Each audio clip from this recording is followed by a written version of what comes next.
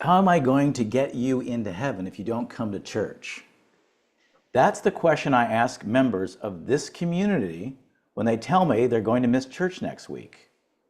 Now, not knowing my strange sense of humor, I sometimes get a distressed look from people, especially from anyone who grew up in a religion that taught them, if you don't go to church, you don't go to heaven. Now, I've said this so often to so many different people that when I announced I'd be off from preaching in the summer, Matthias said to me, "How about you? How are you going to be saved?"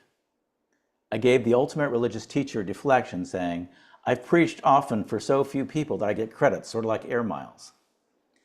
Now, it's kind of funny, but it does show how ridiculous it is to teach people that being saved is related to getting points by church attendance or saying certain phrases or having just the proper right beliefs. But that's what most Christians believe when they say that they're being saved. In our tradition, we believe it's not so much what you say or what rules you follow, but whether you did the best to become a better human who loves others. Now, the Baptist tradition that I grew up in, like most of Christianity, stressed that what you say is you have to follow the rules. Now, I didn't quite realize this until I had my ordination council. And I know you don't know what an ordination council is, but an ordination council in the Baptist church is when 2 members from every church arrive to meet the candidate for ordination at their home church and vote on them and see if they'll move forward. It's a very democratic process. In preparation, the candidates for ministry prepare a statement answering big theological questions. So you can see it in advance. The group who showed up at my council was the largest for anyone in the Philadelphia Baptist Association. The reason was because my paper was not very orthodox or fundamentalist at all. And I had graduated from Harvard, which was known for its liberal views. So the crowd came very suspicious of me. And that was a big turnout. So members of each of the churches in the region get to ask questions. And one of the constant questions they kept asking was, who is saved? And they asked this question a number of ways, but the answer they were looking for was very clear. They believed that only people who were saved were people who accepted Jesus Christ as their Lord and Savior. In other words, the people sitting in that church. But it was more than that. Catholics, sorry Kelly, liberal Protestants, sorry Owen, and certainly Jews, sorry Tony, were not saved. Everybody but our community was suspect. And so the questioners asked me this question in a number of ways. And they just wanted me to say the simple answer, if you proclaim your belief in Jesus Christ, you're saved. And I wasn't doing it. So you can imagine sitting in the front row, the church ladies who I grew up with, who really were not theological at all, these lovely ladies, they're now bursting into tears as the questions keep coming and coming. And I'm clearly flailing. And they are worried and kind of terrified. And then finally, one of the questioners gets really direct with me. And he says, "My question is for the people outside of these walls of this church, right in this community, who skip church on Sundays and cut their lawns. Are they saved? Are the people who don't have a personal born-again experience saved?" Before I could answer, he started pounding his Bible on the pew. "What does Jesus say? What does Jesus say in John 3:16? And he recited it. "For God so loved the world, he gave his only begotten Son. Whoever believes in him shall not perish, but have everlasting life." Then he shouted, "Believes in me, believes in Jesus Christ." Now, every good Baptist memorized this Bible verse. It had appeared on pencils, toys, and t-shirts, John 3:16. You might see it at football games. I responded by asking them about John 3:17, which is the next verse. And I got blank looks because all we ever hear is John 3:16. John 3:17 reads, "For God came into the world to save it, not to condemn it." So I said, if Christ didn't come to condemn, how can we? This just made the audience angrier. And my pastor handed me a note. "Stress your personal relationship with Jesus Christ." I refused. When I failed on condemning people who didn't go to church, the Catholics and the Jews, They moved to the gays. And of course, as you can imagine, it went downhill from there. Now, amazingly, I ended up winning the vote that night by the smallest margin of any candidate in the Philadelphia Baptist Association. The young voters who voted against me all stormed out with their Bibles. But the older attendees actually lined up to tell me this: I disagree with your answer, but I knew you knew what we wanted to hear, and you didn't give in. I like that in a minister. But how did this issue of salvation become so important and so controversial? And what does it mean to be saved? Somewhere, somehow, Christianity developed a belief that being saved meant you avoid a fiery pit of hell after you die. That's what salvation is. And you get there by stating that you believe in Jesus Christ, you get baptized, and you join the church, and you show up. That's why I keep telling people, if they don't show up, I can't get them into heaven. But this theological worldview didn't make much sense to me. I've often told stories that my dad would drive me to soccer games, and when I was 12 years old, and I would ask him questions in the car. And I'd say, Dad, I don't really understand how they condemn everybody to hell at this church who's not in our church. And that's when he used to say to me, it's time for you to start reading Swedenborg. It just didn't make sense. The idea that if you say the right words, you get in. I mean, where else does that happen? If you say the right words, if I say to my landlord, I will pay my rent, but I don't pay my rent, do you think that I'm going to, that's going to work? Or if I say, I promise not to steal, but then I steal, wouldn't work. We build trust with people when they do what they say, and they say what they do. They marry it together. There has to be action married up to statements. So when people say something and do something else, that's when we would say they're out of integrity. So how can we have a belief that it's only important really what you say, not what you do? And I think that the fundamental problem with Christianity in the world today is that people who observe it will say, I might like the teachings of Jesus, but you guys don't walk your talk. There's no love for the outcast. There's no humility. There's no loving your enemy. And the religious people of our time have become somewhat self-righteous. And part of being in the church is that you get to condemn people who are outside it and are not saved. Jesus offers a very different view of salvation.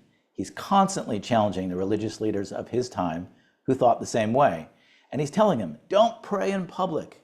Keep your faith to yourself. Don't judge others. Love your enemies. This is the path to salvation. In today's gospel story, this man Zacchaeus is a despised tax collector, small Zacchaeus. He's very tiny. He climbs a tree to see Jesus, and then he invites Jesus to his house. And of course, this is all very taboo. Jesus should not go to a tax collector's house because he's bad news. He works with the Romans. So Jesus is teaching us, one, to overcome, respect differences and overcome differences. And what's amazing in that story is that Zacchaeus not only repents of his life, that I guess he was an unjust tax collector, but he said, if I've cheated anybody, I'll take care of that, and I'm giving half of my money to the poor. There was a life change too, a statement and a life change. We have to have the combination of the two. So when I studied Swedenborg's teachings about salvation, it made sense to me. He says that, we know Swedenborg says famously, he saw heaven and hell. And he describes it in his book, Heaven and Hell. And he said, wow, he went to heaven and he saw very good people who had made it into heaven, but they had no particular faith, but they loved others, or they had all faiths. And this love of others in their life, their daily actions, was a path to heaven.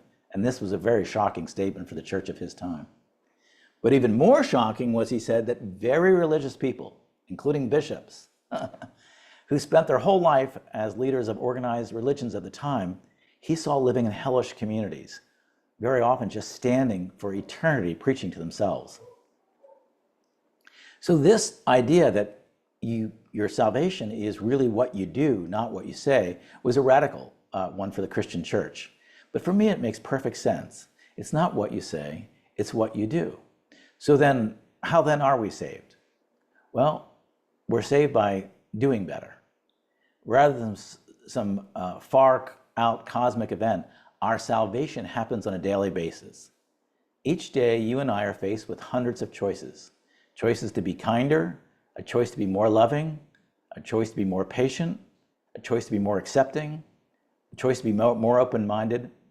We have thousands of decisions to make. And each of those choices, we're deciding to be more loving or not so much, to be more selfish. And when we turn from self-righteousness, blaming others, being selfish, being closed-minded, we're turning toward God, and that is the path to salvation. In our tradition, it's a four-step process. First, we become aware of what we need to change, sort of like we do when we have confession. Okay, this is something I really need to change. I'm aware of it. Awareness is the hardest part because we have blind spots, but we become aware of things we need to change. Then we make a commitment. I'm going to change that for the better. And the third step is we ask God's help. God, I really want to change this. And finally, we actually make the change. Salvation is not what we talk about, it's what we do. And it's the hard work of constantly seeking to improve ourselves. And no one in this life finishes up. No one says, I'm done, I did it, I grew, and I'm finished with it, I'm saved. In the church that I grew up with, people would always share, when were you saved? When I was 16. When were you saved? When I was 18. And they remember fondly that date that they gave their life to Christ at the church altar. But in this view of salvation, it's a daily practice. And it requires humility because we're never there. We need to keep changing and we need to keep growing. The goal in our heart should be that our motivation is good and that drives us toward heaven. So being saved, also a misconception. It's not about avoiding hell when we die. When we commit to being saved, it's about living a great life here and now.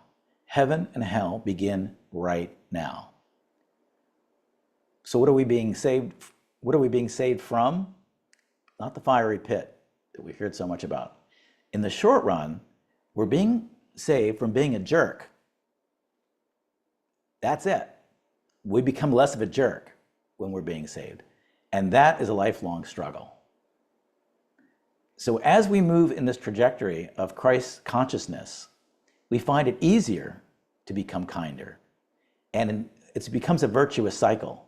The more kind, the more loving, the more curious, the less judgmental that we move forward with God's help, it becomes easier. And we become to truly trust God as we plan our life. We know God is involved in every step. The closer we move to God, the closer God can move to us. So how are we going to teach each other to be saved? Well, by doing what we're doing now, becoming a community where we can get guidance on what we need to do to change, deciding to make a change, seeking God's help in that change, and finally making the change to be more loving, more forgiving, and more of a selfless person. Amen.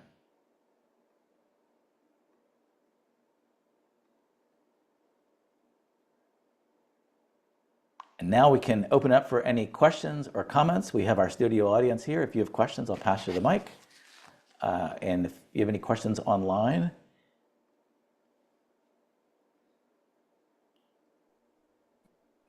Rich, did you sing that song, Zacchaeus? Yes. Did it come to your mind? Yeah. Zacchaeus was a wee little man, and a wee little man was he. He climbed up on a sycamore tree for the Lord he wanted to see. And the Lord said, Zacchaeus, you come down from that tree because I'm going to your house today.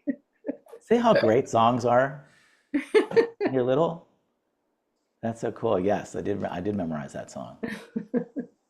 And I'm glad you said it because in no way am I want to say the beautiful thing about growing up in the Baptist church, I know the Bible really well because they taught the Bible. We played Bible baseball, if you can imagine. We had Bible flashcards. And we had all these cute songs that you can almost, any Bible story, I can probably sing a little ditty to it based on it. So thank you, Baptist Church, for the wonderful upbringing that you gave me. In the Swedenborgian church, though, when I went in Minnesota, we learned all the books of the Bible and the 12 disciples in song. So when I say them, I have to sing a song. See, she's older than me, and she actually got the Swedenborgian stuff. I got the Baptist stuff more.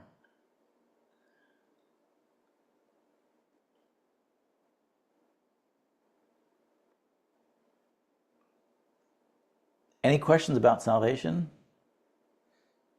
Anybody here think they're saved?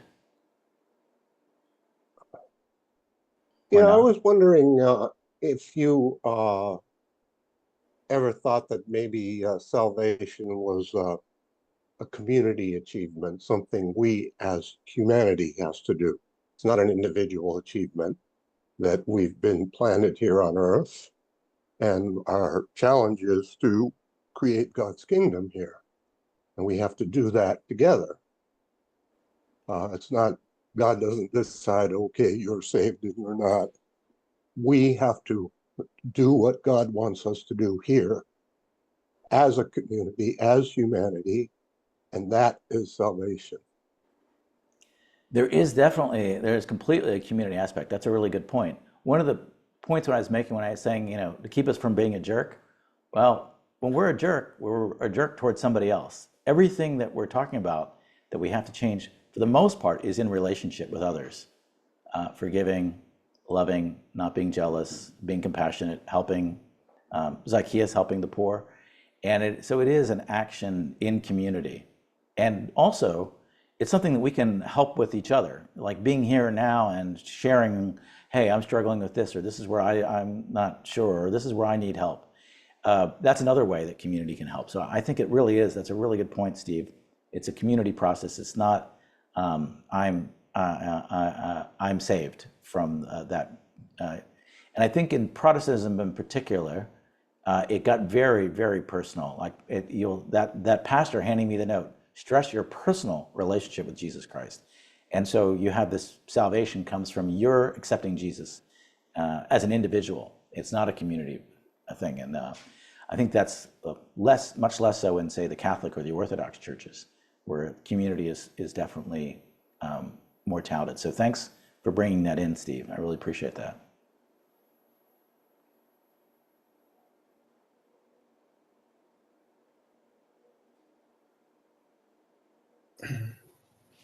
Reverend Rich, how would you answer a person who says that you have to be baptized? Going through one of the sacraments of all the Christian churches. Yeah. For those who aren't baptized, there could be a discussion there, but like participating in the sacraments, baptism, communions, what are your thoughts on that? I think it's a great thing to be baptized, and it's a great ritual and symbol. But again, when you get literalistic about it and fundamentalist about it, it doesn't make any sense to me. And I'll give you a concrete example.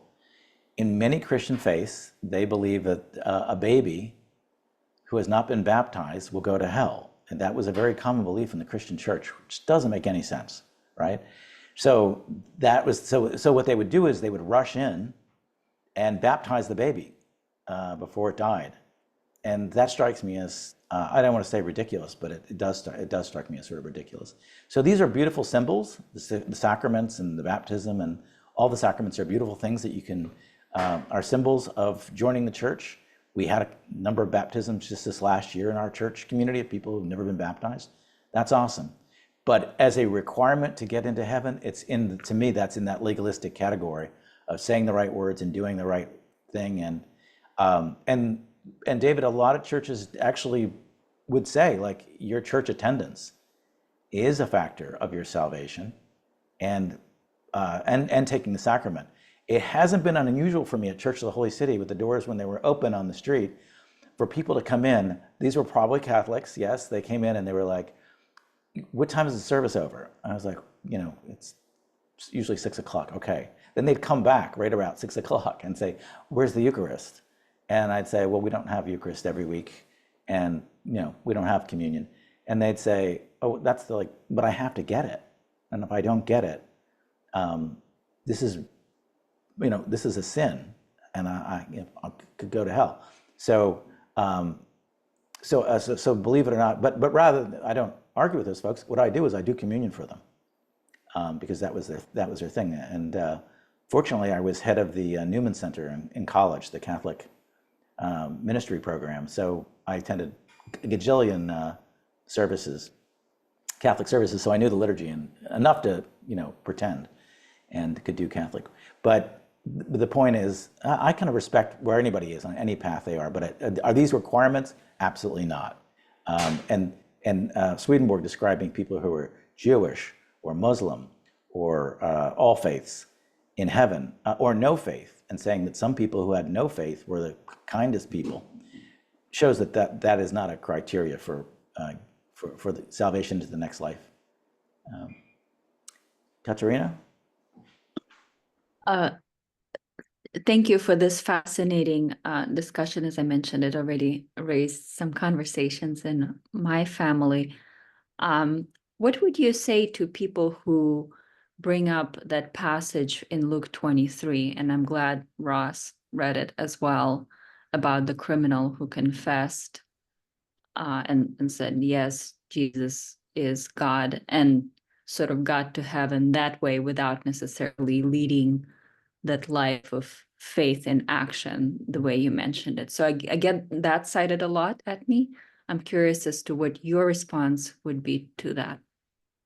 Yeah, well, that verse gets quoted a lot of different ways, but what we don't know who the prisoners are. We don't know anything about their life. We know zero. So whatever was, and the Roman government certainly put innocent people to death all the time. So we have no idea who that person is or the other person. But it's a very interesting debate that one is ready to acknowledge Jesus even in death and has this insight, and that the other person mocks him. So we don't know. We don't know we can't say anything about their life. But I'm assuming that they didn't just suddenly change, and that's how they recognize Jesus. The question is, how did they recognize who Jesus was? But the other thing about the other little detail about that is a lot of Christians believe that when we die, we go into the ground, and we will be lifted up on Judgment Day when everybody will be judged. And that verse also contradicts that in that sense, that he's with him that day in paradise, meaning heaven, so that he could be there. But yeah, that would be my best answer on that. I don't know. We don't really know what his life was like. We only get him in his last seconds. But he had amazing insight.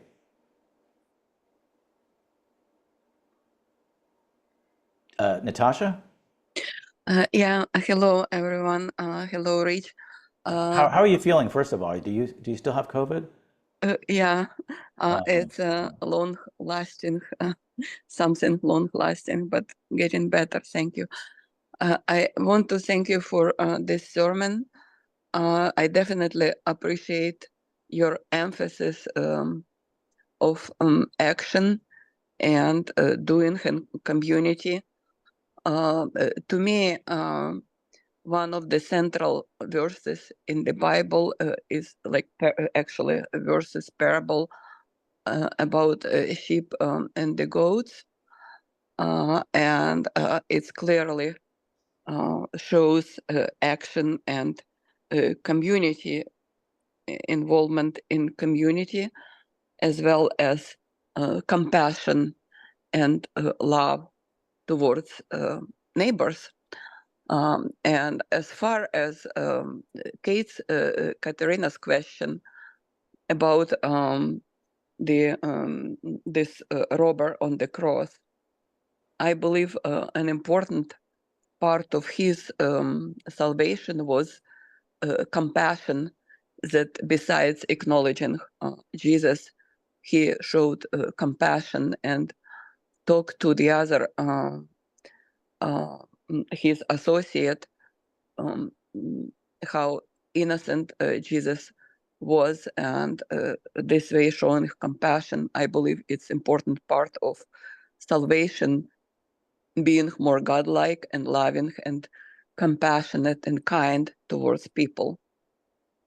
Beautiful, thank you. I like your I really like that. That's a really good insight to your daughter's question. So, of course, that's a better answer than I gave. I like that. That's a good insight.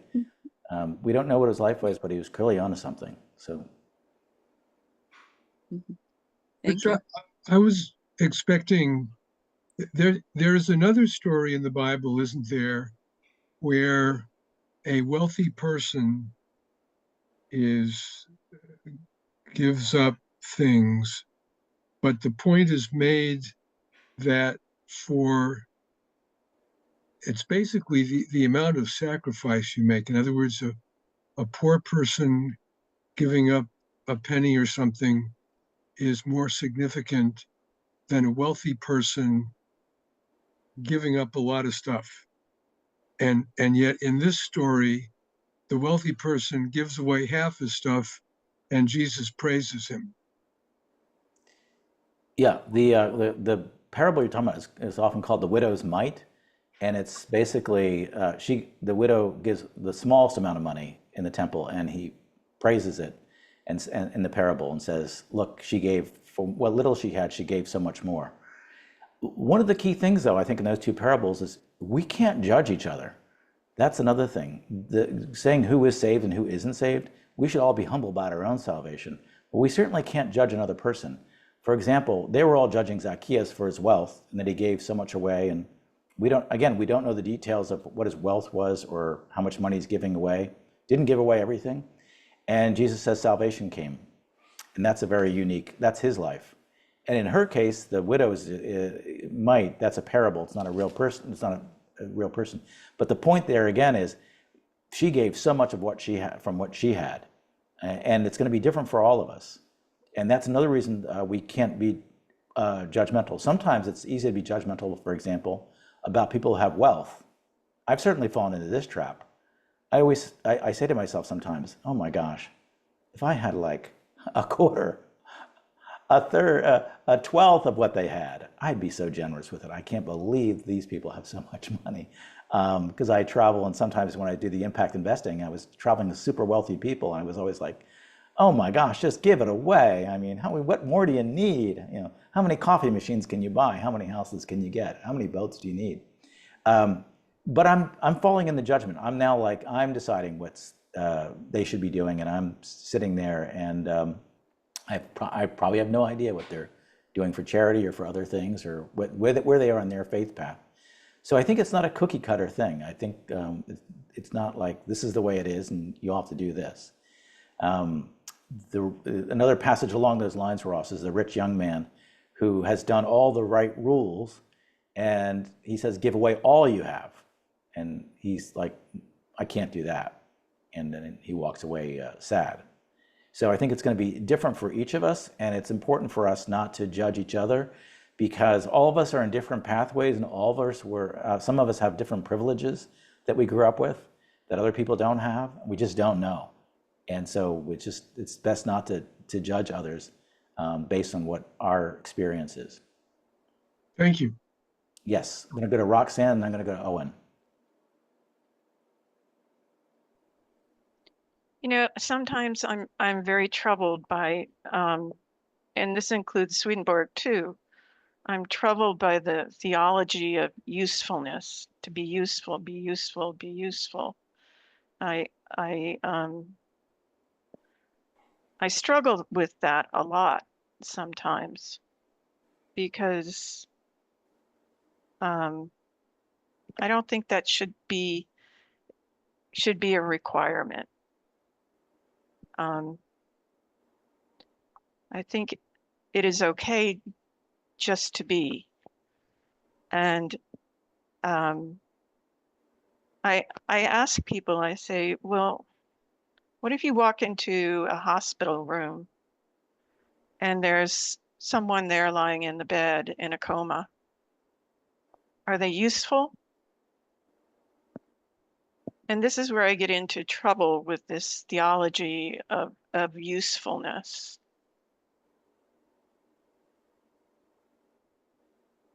So I'm just wondering if anybody can help me out with that.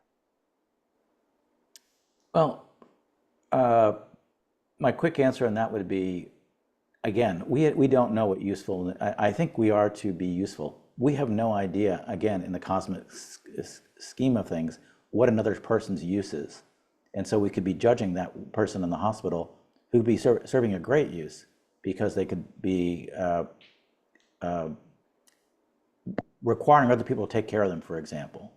And that could be a very useful thing in a cosmic sense. So I think where that word gets particularly confusing now is we're in a go-go hustle culture right now that is not healthy. And so usefulness can sound like being very practical, like hustle, go, be active, go do something. And that is not how it's, I don't think that's what it's meant to be. It's meant to be play the role in your life that you're called to bring into it. So that'd be my thought on that.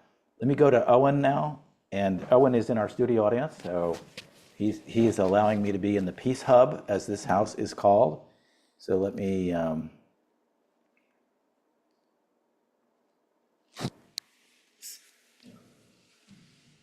There's Owen. You can see Owen. Okay, here you go. Thank you, Reverend Rich. I don't understand the reaction of the second thief, the one who has kind words for Jesus. When the first thief is kind of addressing Jesus derisively, saying, "If you are Christ, save yourself and us." The other thief has accepted his fate, that he is about to die, and that he has accepted that he has been judged fairly for his crimes. I personally find that attitude somewhat tragic. That if he has in some sense been saved by recognizing that what he had done in the past may have been wrong, then I think it's really tragic that he is about to die, that he can't share that salvation with anybody else, that he can't continue to live his life in a way that's more in harmony with goodness or perhaps with God's will. And I'm wondering if he's mistaken to think that. Say that one sentence. So he's mistaken to think. He's mistaken to think that he deserves to die. Yeah. For my translation doesn't have his crime. Is he a thief? They traditionally call them that. Okay. These I mean, robbers, criminals. Mm-hmm.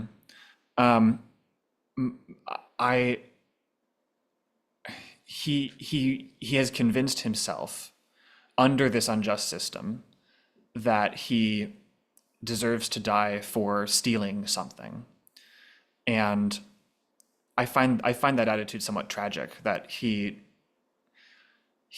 now believes that what he did is wrong, and he doesn't have the opportunity to share that attitude with others. Yeah. So let me see if I think I got the question. So basically,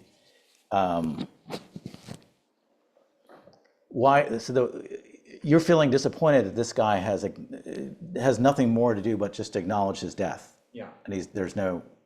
And is he perhaps sorry for That's all right. perhaps is he viewing himself as a martyr in a sense that he can serve as an example to others? I don't think he's cosmically aware that he's a martyr and he's going to be teaching people forever, but that's what he does. Again, we don't know exactly what he did. Everybody we kind of project onto the story, like whether he was a good guy, bad guy. But if the first step of regeneration or salvation is self-awareness, and he has that, and then he has self-awareness to recognize who he's with in the moment he's in, then that would be the path to spiritual growth. So, and life or death, like in the scheme of things, we think it's very, very important, life and death, because it's kind of the most important thing on earth. But in the cosmic sense, maybe less so. So I don't know. I would be conjecturing like what I know he was thinking or doing, but the reason that I liked the story is because he has some sort of awareness And that's the first step. And then he acknowledges it, and he kind of confesses his faults and acknowledges God. And even in that moment, there's a teaching taking place. If I can follow up, so you mentioned that's the first step, and you mentioned that there were other three. Can you remind me of the other three steps? That you act on it, so that you. What I find tragic is he doesn't have that opportunity. Yeah. Well, even in his comments to the other guy and his acknowledgement of who Jesus is, particularly important for Jesus at that time too, who is now, everybody's kind of written him off and abandoned him. And this guy's saying, do you know who this is? Do you recognize who this is? So, and again, big picture, cosmic picture, this thief, we don't know his name or whatever he did, but he has been a teacher for thousands of years for people, which is, more than any of us will probably accomplish. That's a huge accomplishment that he's in there. So that's the best I can do. Again, I don't know what his life trajectory was, but cool. I suppose we do not know which of the two criminals is the one identified as Barabbas in another of the Gospels. And then the question that sort of interests me is why the multitudes would have called for his exemption. Yeah, so the two thieves, they're different. Barabbas is an earlier, in the Holy Week, there's a moment where the Romans evidently figure out they don't want to, for a variety of reasons, a dream, they don't want to kill Jesus. And so they say, well, let's let the people vote, and we'll put up these two criminals. Barabbas, I think, was a zealot, is the story. And so they put them up, and the Romans are thinking, surely they'll let Jesus off the hook. He's just a teacher. And the crowd says, no, they want Barabbas, and they turn on Jesus. And so that's a slightly different story, but that story is kind of a warning of just because the majority says something doesn't make it right. The majority gets it wrong a lot. And a lot of times, I think, particularly in democratic countries, we think, well, whatever the majority thinks is right. That story is kind of a caveat to that Barabbas won the vote to live in that situation when he was, and Jesus didn't. So that's a little different story, if that gets to it.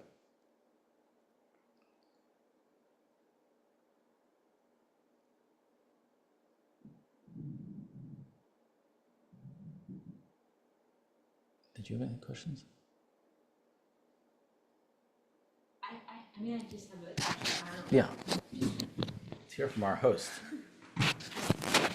No, I don't know if this is necessarily like related to this particular, well, it's not related to the story per se, but just something I've been like pondering about, as you've gone through church today is,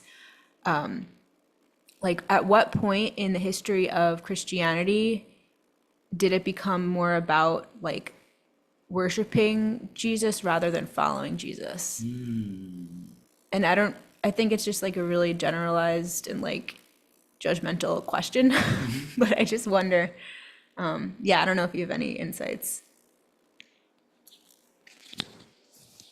These are really great questions today, all across the board.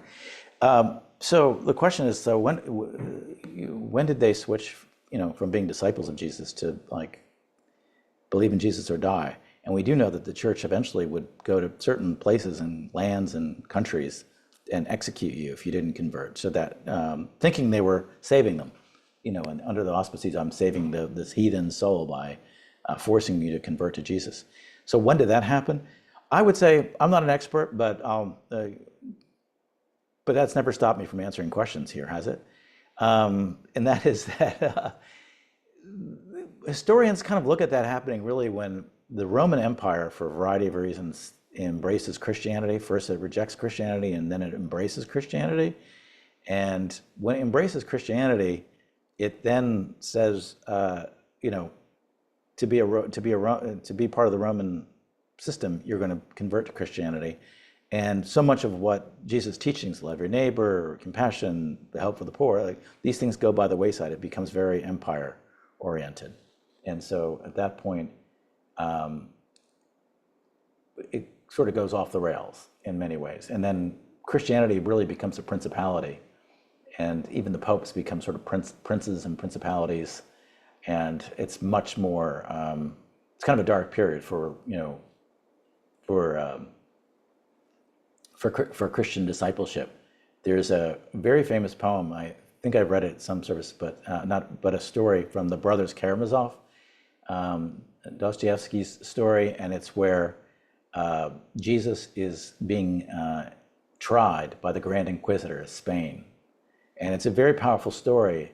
And the Grand Inquisitor says to Jesus, look, your story, your message, it doesn't work, practically speaking. What we created works. We can conquer countries, we can govern people. This is what they want. They want bread now, and we give it to them.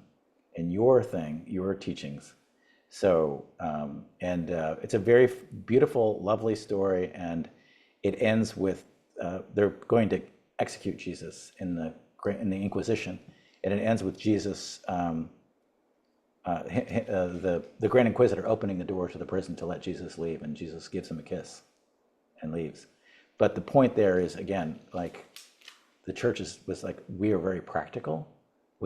And look at how we've grown, and your story, not very compelling about loving your neighbor, being even life and death, and being sort of weak, that you would even be arrested and killed and die young.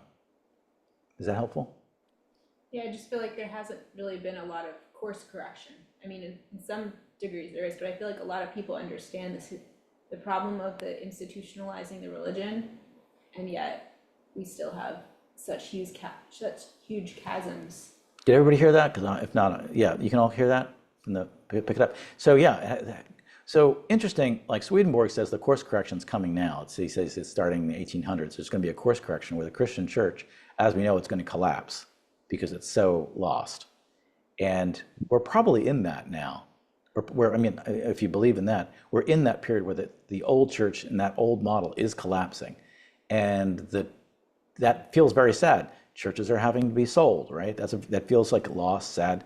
There's small numbers. The Christian church is getting weaker, and ministers are exhausted and quitting. So it feels, but it could also be a very beautiful moment where discipleship will come up, because the power and and all that came with that empire type Christianity is being lost. And young people today, like the two people in this room with me here now, there's not a real upside to being a Christian in a way, like to be an empire, to advance your career or to advance yourself in a materialistic sense. And if that's true, we're getting a more, we're actually getting closer to true discipleship again. So it could be what looks like everything is being destroyed. It could be creative destruction of this new discipleship. That's my experience of it now, is that using what I was talking about today, so many people judge their faith by did they say the right words and did they go to church? And that's a very sad way of interpreting the Gospels.